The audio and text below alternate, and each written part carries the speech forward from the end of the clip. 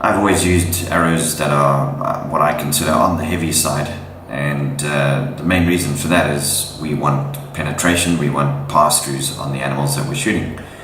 So my day-to-day arrow for anything from warthog up to eland is a 560 grain arrow, and I use mainly mechanical broadheads on those, but at the moment I'm getting set up for a giraffe hunt, and clearly that is not quite enough.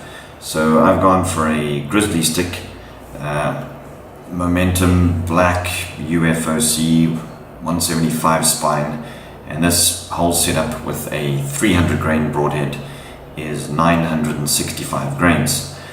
The broadhead that I'm using, special mention to these, this is VPA, that's Vantage Point Archery.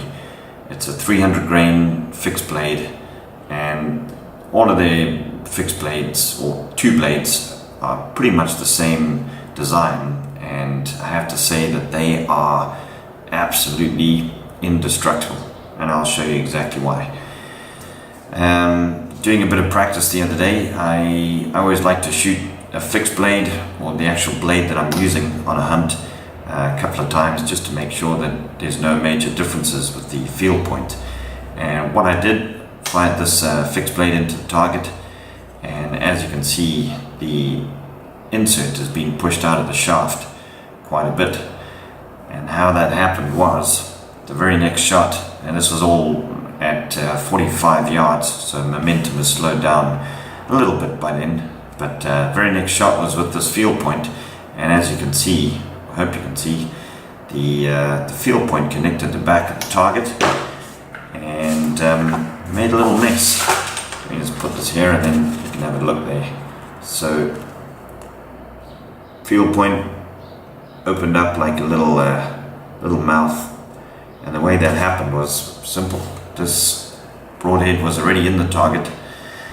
This one came flying through and just caught it on the edge. I guess it was something like that. And the reason I can't tell you exactly where it hit is because I cannot see even a scratch on the back of this VPA head. It is rock solid, not even a little nick. I don't even know which side it went on. My point is, light arrows, you might see some damage to another arrow if you hit them together, but man, this insert is it's stuck in there way hard, so clearly there was a lot of force to push that out.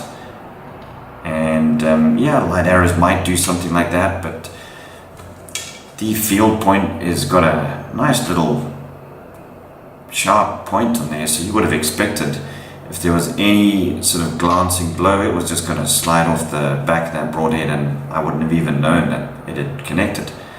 But it was just going absolutely straight, wasn't stopping for anything, like a freight train.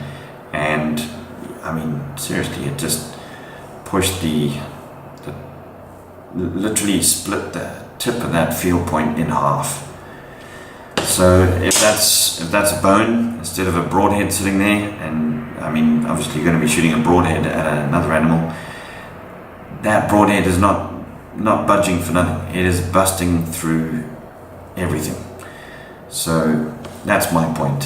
Heavy arrows, if you're contemplating on between two setups, should you go a little bit lighter or a little bit heavier, my advice is absolutely go with the heavier arrow. They do fly slower, we all know that, but if you think that 10, 15, 20 years ago, what speeds were bows shooting arrows out then? Way slower than we are now, and guys were still hunting animals with great ease. So heavy arrows, that's the way to go, that's my opinion.